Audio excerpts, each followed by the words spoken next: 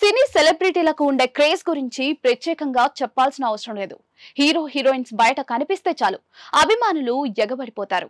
ఏదైనా shopping mall opening సమయంలో hero heroines ని చూడటానికి అభిమానులు ఆసక్తి చూపిస్తారు. దాంతో తమ అభిమాన నటీనటులను చూడాలని ఫోటోలు దిగాలని ప్రయత్నిస్తూ ఉంటారు.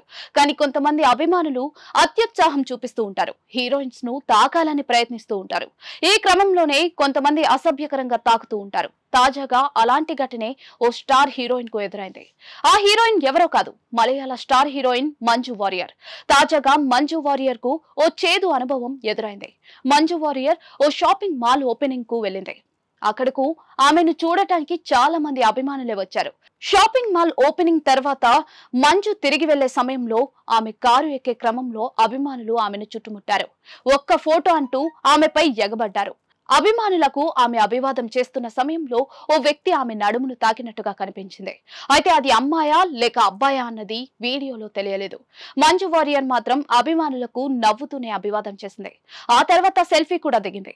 ఇందుకు సంబంధించిన వీడియో ఇప్పుడు సోషల్ మీడియాలో వైరల్ గా మారింది. ఈ వీడియోపై నెటిజన్లు రకరకాలుగా స్పందిస్తూ ఉన్నారు. మంజు వారియర్ నటిగా నిర్మాతగా రాణిస్తుంది.